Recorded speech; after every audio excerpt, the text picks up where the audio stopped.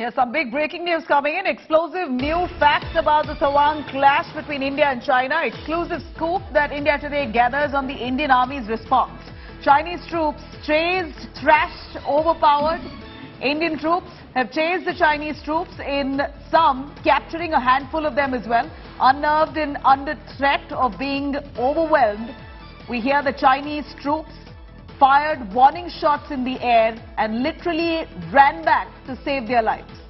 Shiv Arur joining us live for a little more on this. Shiv, this inside scoop that India Today has accessed speaks extensively on how Chinese troops were overpowered. Lucky that India had all three units of the army present right there, showing India's might. Do give us a little more on what happened. Nabila, first, a very serious disclaimer. What has happened in Tawang is an extremely serious issue. It is not, meant to be the subject matter of any kind of jingoism or chest thumping, because this is a real life and death situation for Indian troops, deployed in that area. So I don't want to, over sentimentalize what has happened.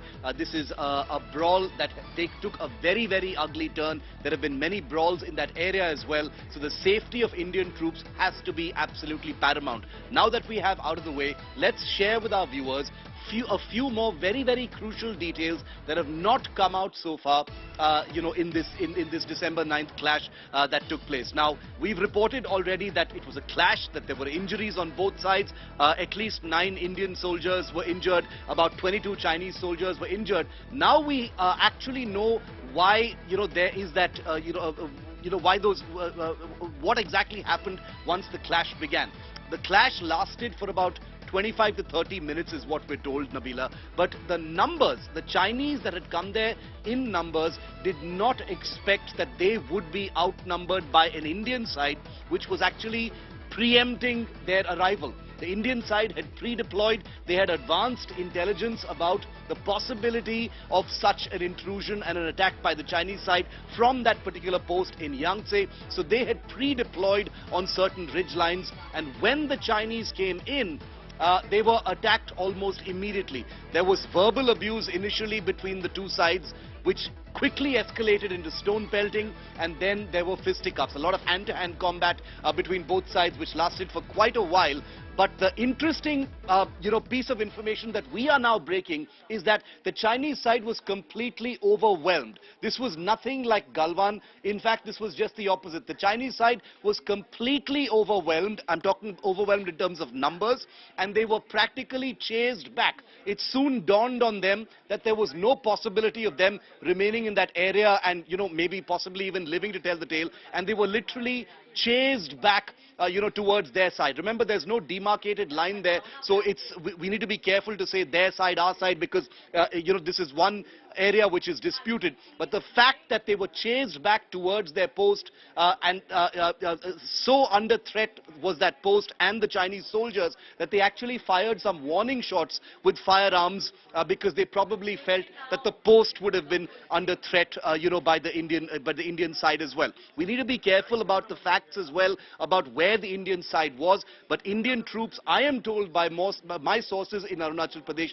that they were really aggressive. They beat back the Chinese intruders, so much so that they went pretty much across onto their side as well.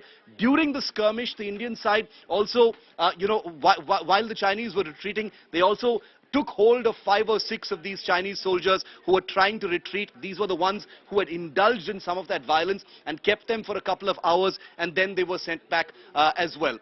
They used loudspeakers. The Indian side went on to the Chinese side. They stood their ground over there.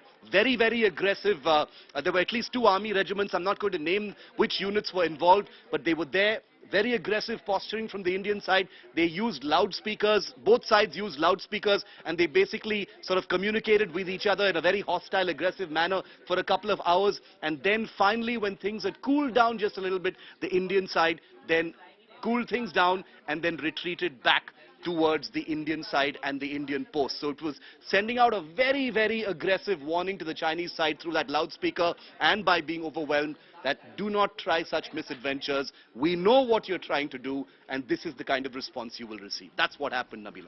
Shiv, wow, from what we hear, clearly Indian side was mighty prepared, literally chased off the Chinese troops, and we hear warning shots were fired. Would you be able to elaborate for us what exactly do warning shots signify? The warning shots basically signifies that the Chinese post, felt so vulnerable and was so unnerved by this large number of Indian troops that were, seen to be moving towards them in an aggressive manner, that they fired warning shots, possibly suspecting or possibly feeling threatened by the numbers that they saw. Remember, this is a familiar sight. The Indian side had seen something very similar in Galwan. This time, not in the same kinds of numbers, but it looks like there was a bit of a role reversal this time, Nabila, where the Chinese side was a little smaller, it felt a little vulnerable, and there were much larger, well-prepared numbers of Indians. The difference here, of course, is in both cases, both in Galwan as well as in Yangtze, the treachery, the violation of protocol was by one side, that is the Chinese side. They were trying to create facts on the ground. They were trying to violate the line of actual control. So the warning shots that they fired from their post, their actual military post, was basically to say, don't come any nearer.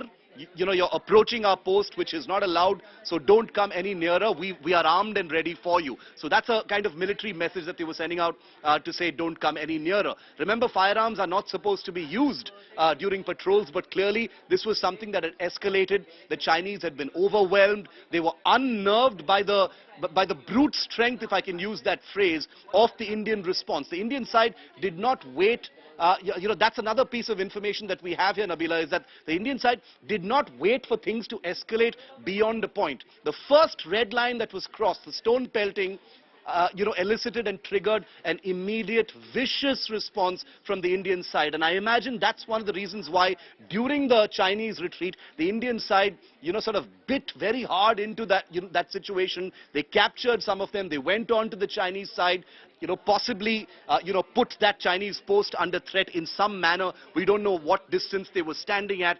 And that very, very aggressive message was sent out. So it's a very no-nonsense kind of operation. Unfortunately, some Indian soldiers, sustained some minor injuries in the skirmish. One of them, I'm told, has sustained a wrist fracture as well and is being treated in Guwahati. But apart from that, the Indian side definitely sending out a very, very aggressive message about don't mess with us.